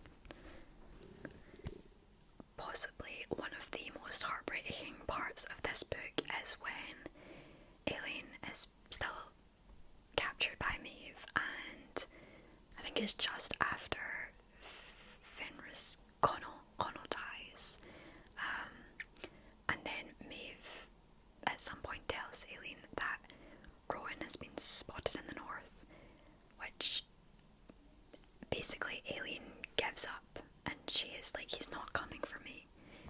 But when you find out that her claiming mark remained up until that point, that was the one that she was holding on to, that was the hope that she was holding on to. And then when she found out that Rowan wasn't coming for her, it was able to be healed away. That tore me apart, for her to even believe after everything obviously she's been through. I understand, but her to believe that Rowan's actually not going to come for her, I was like, no. I was broken. I was actually broken. The final time she's with Karen in that tent when Maeve is dragged away, believing the lie that Rowan has planted, and she gives up, I was distraught. I was distraught for her, I was distraught for Fenris, I was distraught for everyone involved in the situation. And I'm so happy of how everything evolved afterwards. But the part when she finally escapes and she's still got the mask on and the gauntlets and everything, and she's screaming, losing it in the forest with Elid, to get off, I could not stop crying. Like, physically felt so horrendous in that moment, because we've never really seen her like that, you know. She's so strong and she doesn't let people see her weak side at all. So like that, I was not expecting it. Very, very tough read. And I feel like that is kind of a theme throughout the whole thing, is that she's very much putting on a front, and it's very hard, very depressing to read about. But I'm so glad that she has Rowan throughout this all, and they're just a team, and no matter what, he's like, we're gonna do it together, we're gonna do it together, and it's like, it's everything that I've ever wanted.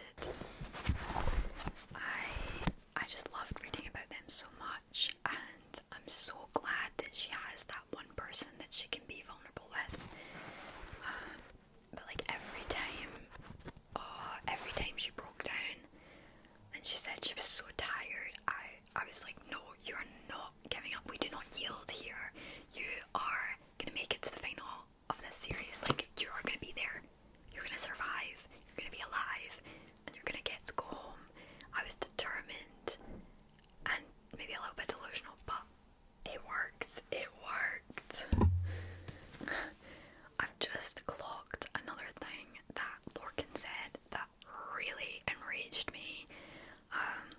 So he has like this overprotective streak on Elid. I love that. I completely get that. Rowan has it too. But he said that Aileen can like deal with the torture, but Elid has seen enough. And I was like, okay, why are we comparing each other's trauma? Neither of them deserve it, but kind of weird to be like, oh, she can deal with it. Brother, can she? Can she? I don't know. I think she's in pieces right now. I feel like he could use some sympathy for other people, you know. He could use some of that emotion that he keeps Freeland for other people around him, because he just doesn't. I know he has a kind of like bit of a bond with his brothers, Rowan and Gabriel, etc., but it's not enough. It's not enough. I kind of got annoyed because I feel like he sees Elid as this like delicate little thing to be coddled, and she is not. She is so powerful in her own right, and I feel like by the end of the series he does see that, but some points throughout this I was like, stop, what are you doing? Like, she can hold her own, she has held her own, but he's just annoying. I was going to end it there, but no, there's something else. So before they save Aileen and Elid is in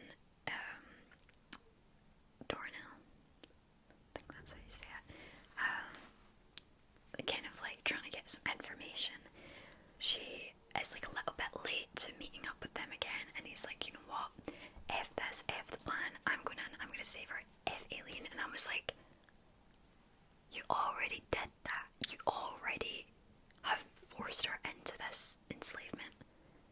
You've already caused her to become Maeve's prisoner. Don't you think you've done enough? Like, do you not think you have some decency to try and save her and help? Like, it blows my mind he only cares about Elid, and that frustrates me, because Rowan would never say F Elid, like, I'm saving Aileen, because he would know that Aileen would never want that. So there's a different way of thinking that Lorcan has that I don't like at all.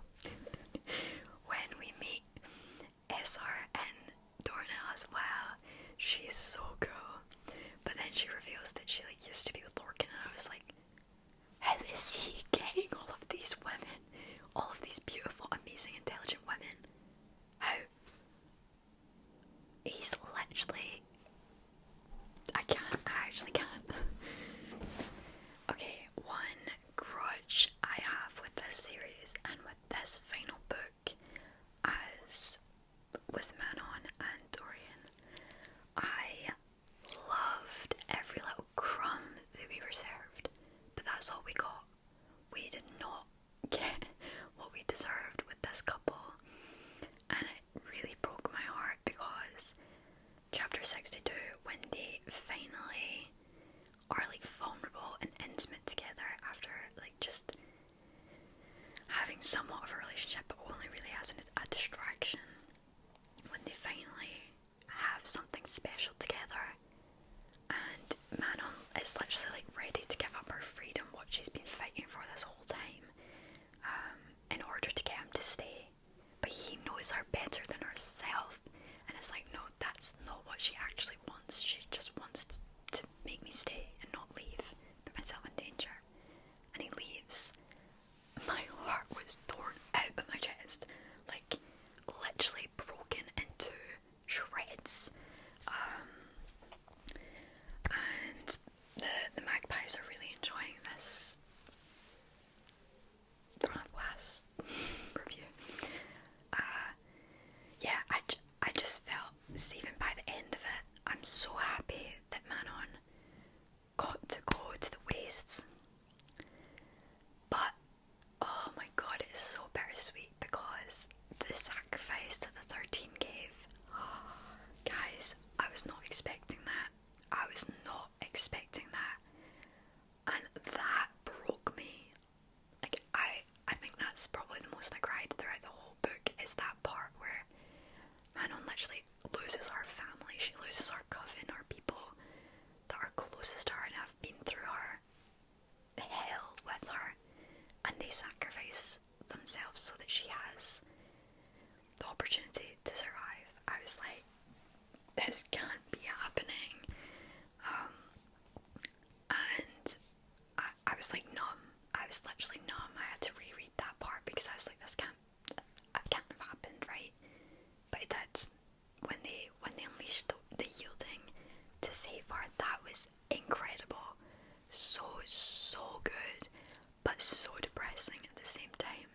So then, for us not to get a Dorian Manon type of sequel is depressing. So I found the ending for Dorian and Manon very bittersweet. I know he kind of like, he hints at something between them happening, because there's like eggs for the wyverns, but I kind of just hated that everybody else seemed to get their happy endings, and I know Dorian and Manon went through so much in their own right throughout this series, but I just felt like we were robbed of their story and their healing and everything. Like, I would take a book after this that was focused on them, but we don't have that, do we?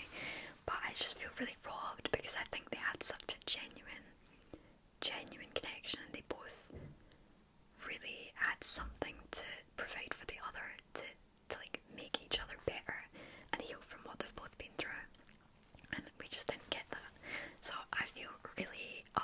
about that. Despite the way that I am happy about, certain things that happened, I just feel like they both left off on a really depressing point, which I get, just finished a war, it's not all going to be happy days, but yeah, it just felt really bittersweet. With the whole forging of the log, I'm so glad that Dorian and Aileen didn't have to die for that, but I have a bone to pick with why did Aileen choose to try and save Elena? I genuinely don't understand what she thought was going to happen, because then it backfired and Erwin didn't get banished. I feel like that was so stupid when that was the reason she went there. I don't know. I know it ended up like saving her, but then Elena still got killed in the afterworld, and then Aileen still lost all of her power, which I really didn't like. I hate like the whole losing power thing, and when Elid and Aileen are kind of in the baths at the final kind of bit after she's forged the lock, and she's talking about how she's lost her powers, like she's still got a little bit, but it's not nearly as much as she used to have. And Elid's like, well, you're not your magic, you're not your powers, but she has become that. It was such a huge part of the story, so I felt like a big loss happened there, especially because I know it wasn't Dorian's sacrifice to make, but I know he gave up like a little bit of power, but he still seemed to have like a decent amount. And yeah, I don't know how I feel about that whole thing unraveling, but you can't enjoy everything in the story, I suppose. It was what it was. One thing about Dorian's story I did enjoy in this is I was so confused what he was doing teaming up with Maeve. I was so lost, and I loved his little reveal that he had been like setting his magic throughout the whole of Morad. It like pulled it all apart and then backstabbed her. Oh, that was so satisfying. I loved that. I loved that he actually had a plan and we were just like none the wiser. But yeah, I was stressed for a minute. I was really stressed that he was actually trying to work with her. I was like, Dorian, what are you doing? You're better than this. You're smarter than this. Now, considering how long this book is, it is crazy fast paced. Like, you literally don't get a breather, which I loved, but having finished it, especially like in the hours after I finished it, I actually just had to sit and just think and just feel, and that sounds depressing, and it was, but it genuinely did like tear something out of my soul when I finished this. It is very, very in-depth and very intense, and it's a grueling read at points, but it's so worth it. Like, this final stint is amazing. It is also, it's very like Game of Thrones, very Game of Thrones, especially with like the snow and Terrasen, very wintry vibes, and certain parts of it very, very cool. But it definitely gave me Game of Thrones vibes. Yeah, it's very heavy on the war and the action and the politics and everything. It is intense. It is very intense, but it's so worth it. And afterwards, I am so satisfied. I'm sad. I'm so sad that Gabriel didn't make it to the end, and I felt like his death was unnecessary, to be honest. But I knew that someone was going to die. One of the main people were going to die. And especially after 13 were sacrificed, I was like, okay, anyone's fair game now. But I am so upset that him and Aiden didn't get their time. But I'm happy that Aiden, Lysandra, they're gonna have their happy little family. So, there is a bright side to it. But when Aileen does the blood oath for Gabriel on like his little funeral thing, that is so sad, and I was bawling my eyes out, because he's such a nice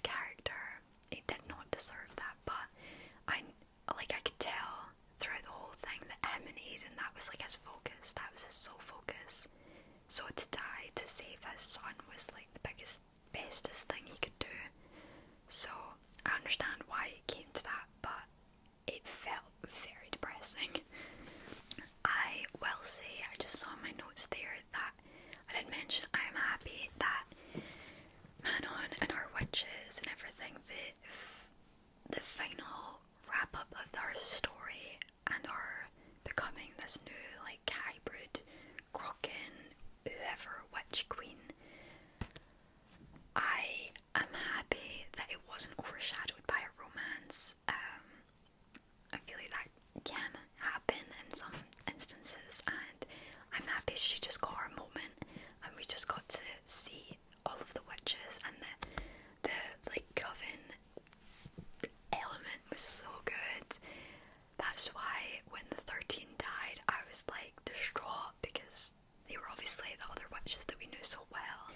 And as depressing as the 13's death was, the fact that their death meant that the curse of the wastes broke and that she can now go home was like even more depressing, but so beautiful. And their sacrifice was like fully appreciated, and it gave her a chance to even survive. But that is such a bittersweet ending for me. It just depresses me that they're not going to be able to go home with her, you know. I also completely forgot that, oh my god, when Rowan is tattooing Aileen's back and puts in a map back home in through it so that when she's in the lock she can actually come home. Are you joking? Are you joking? And also when she is going through all the worlds, I swear she sees Vera and Reese. I swear that's what that is, which is so cool. And like such a fun little crossover as well, that they're somewhat in the same universe. I've heard a lot of theories and things about what that entails, but I've not went too deeply into it because obviously I hadn't finished this series or other series. I actually felt so sorry for Rowan throughout the whole lock situation as well, especially when Aileen puts it to a vote, and everyone is like, yeah, she should do it, and Rowan's just like, what about me? Like, I'm gonna be left with nothing. She's my everything, and you're sending her to her death. It's like, it is so unfair, and I know it's no one else's fault, it's not our fault either, but you know, she's the only one that can do it. But I was so upset when he was like trying to feel the mating bond. He could feel it struggling, and he was like ready for her to leave, and I was like, no. She can't. I refuse for her to leave. Actually, it's not possible. So stop that. Stop preparing for her to leave. This is not happening. And I mean, it didn't. Thankfully, it almost did. Though it was a very close call. Underrated, but little redemption arc I didn't expect was from Darrow. I really enjoyed him and Evangeline. I enjoyed their little relationship that budded there, and that she ends up saving Aileen's kingdom. I love that full circle moment as well. I fully hadn't even like thought about what Aileen had said to her all that time ago. But yeah, that was so cute.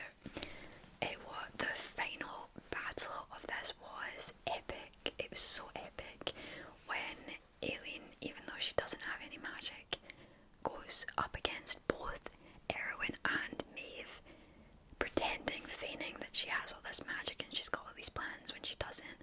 Just goes to show that she doesn't even need her magic. She is like a force to be reckoned with without it. But obviously, very close call. Thank goodness they had Irene, because her banishing Erwin was so satisfying and so cool. Absolutely loved that was part of the story.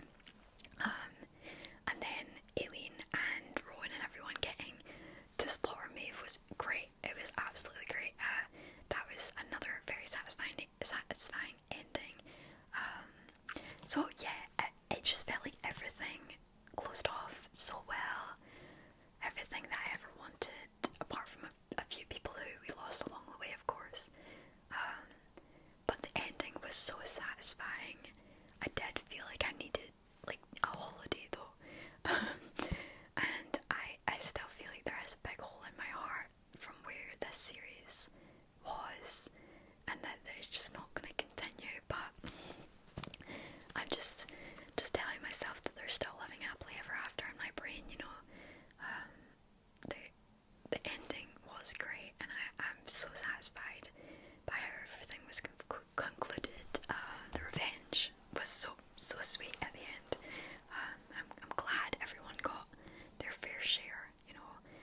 just literally got to stab Maeve in the back, which is beautiful. Great stuff, but all in all, tore my heart out into shreds. Absolutely depressed afterwards. And yeah, I literally just sat and cried thinking about how this series is now over. And I feel like this is me just like coming to accept it.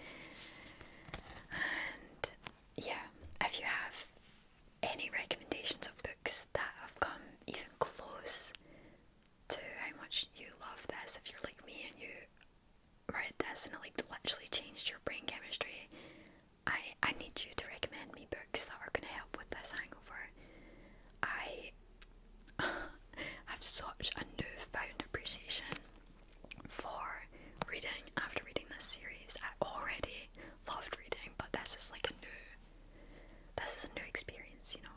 I feel like when a series is as long as this, and the books are as chunky as this, and the stakes are as high, and the characters are as good, you just get so ingrained in everything. And I genuinely have been here since last September, so to now have to like kind of close that book and put it to the side and move on to another fantasy series is really, really scary and sad, and I just don't really want to do it at the moment. So I think for now I'm going to be reading like smaller, just standalone, regular books. Not going to be diving into fantasy just yet.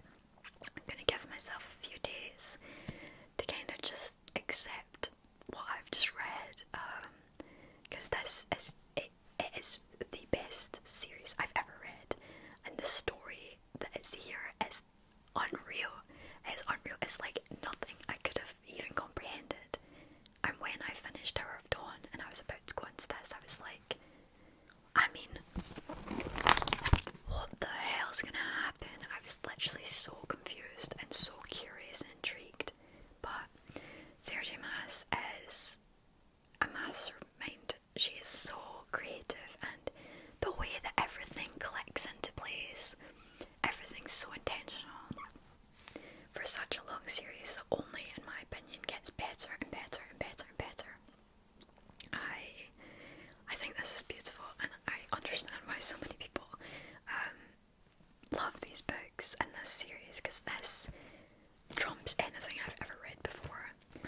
Like, at the end of this book, when Aileen is saying goodbye to all of her companions and friends alike, I genuinely felt like it was me saying goodbye to all of them, and it was depressing. I just cried and cried and cried, continued to cry, continued to cry, even though I was finished the book. It tore me apart. I will say, I think to be an author and to have people actually grieve your characters and the world that you have created out of your own mind, your own ideas, I think that must be the most amazing feeling in the world. So I think it just goes to show how amazing these books are, and how amazing these characters in this world and this story is, that I actually felt like I lost people that I love. And it is sad. It's really sad. But in saying that, this is still my favourite series ever. It did make me question whether I just like pain and like being sad, because this is not, and it's not an easy ride, you know. It's not